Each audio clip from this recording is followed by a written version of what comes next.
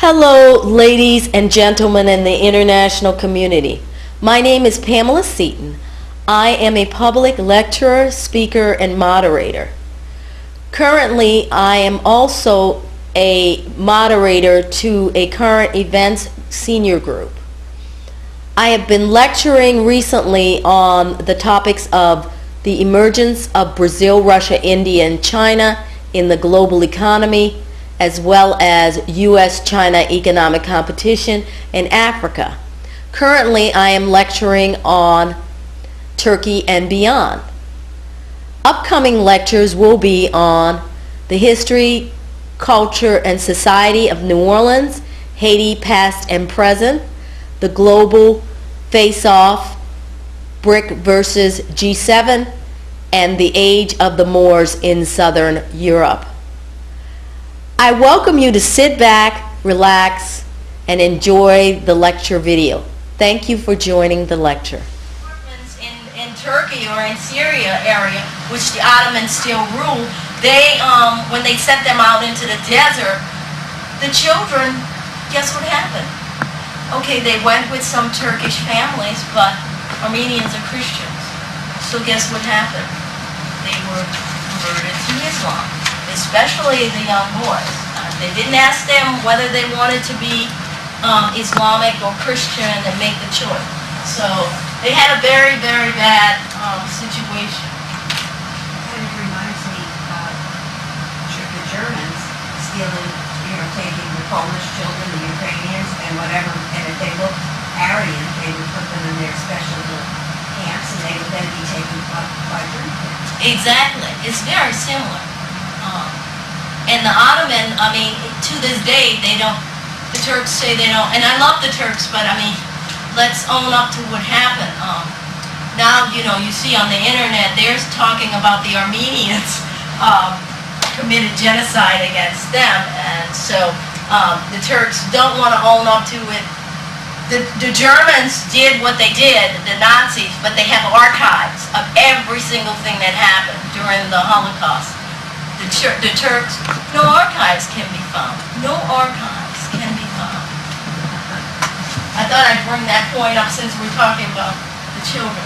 And then the children being sent out, what they did was they pretty much got rid of the men first, of course, because then you can take advantage of the elderly and the children and the men and women and children and the elderly. So that's what they did. They took advantage of it. Now, this is what happened. I'm going to start with the Greek exchange because that was a very, very interesting exchange. And that was a 1923 population exchange between Greece and Turkey. And it was based upon religious identity.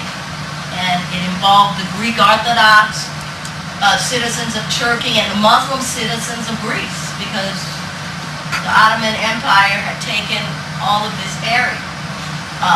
It was a major compulsory population exchange, and it was a mutual exchange between the two sides. And there were so many punitive measures against the Greeks, but when the Greeks could provide the money, the Greek elite, the Turks were very happy, the Ottoman, because that made their economy look really good. The Greeks and the Jews were the good business people, and so they always liked the Greek and the Jewish business people because they could make the economy look good, and they were the tradesmen and the businessmen. And so Turkey, the Ottomans they didn't understand free capitalism, free market systems. All they understood was more of an agrarian, agricultural, militaristic kind of situation. So the 1932 law, it basically barred the Greek citizens from a series of 30 trades and professions, anywhere from tailoring to carpentry to medicine, law, and real estate. So then the Greek population of Istanbul began to decline. And so we saw that, okay. And you don't see Greeks. You see some of their property still on the Anatolian side, but And so they did have a forced deportation between Greece and Turkey, and it had its many challenges. The social cleansing, so forcibly removing each from each other's side, from Greece to Turkey, from Turkey to Greece. Greece had to hastily develop parts in Athens. Residential areas had been quickly erected on a budget, because the Greeks were fleeing Turkey. And the Greeks left properties. They still have these old, beautiful homes in Turkey. Over on the Asian side, the Sea of Marmara. So they still have all of that. So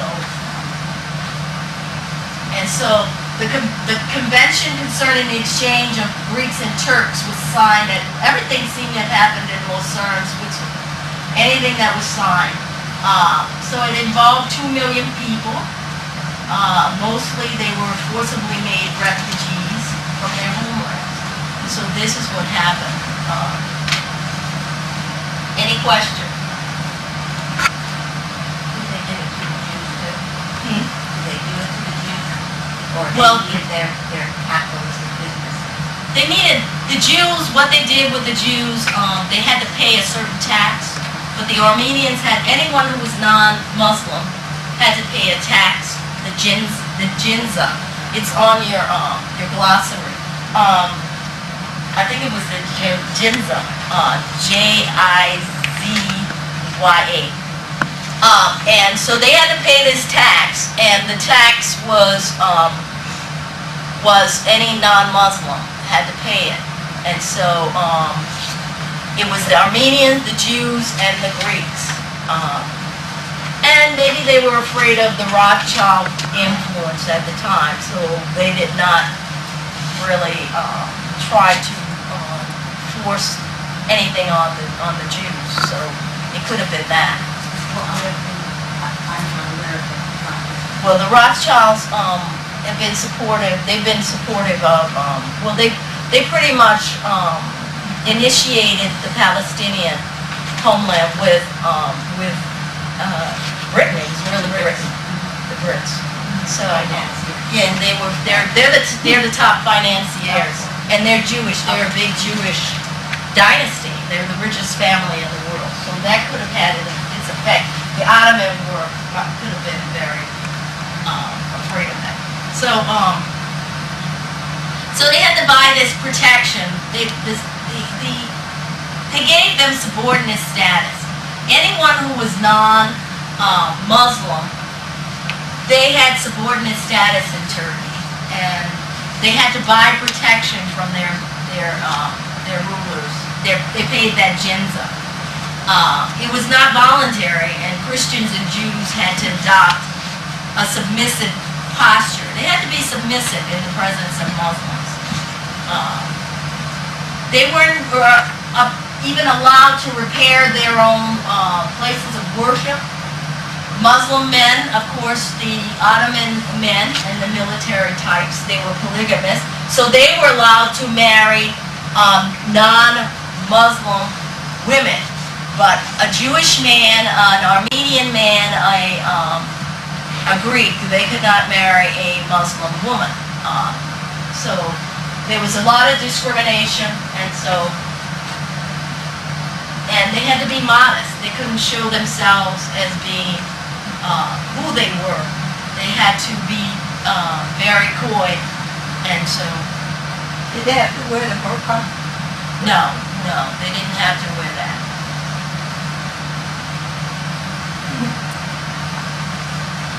Okay, now, in 1856, this was around the time, the 19th century is when the Ottoman Empire began to wane.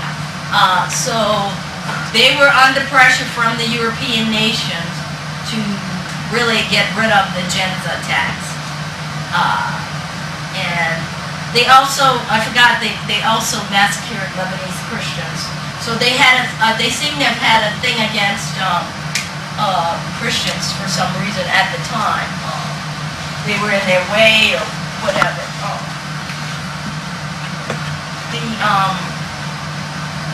And Armenia saw the massacres of 1894 to 96, 1915 to 17. Basically, there was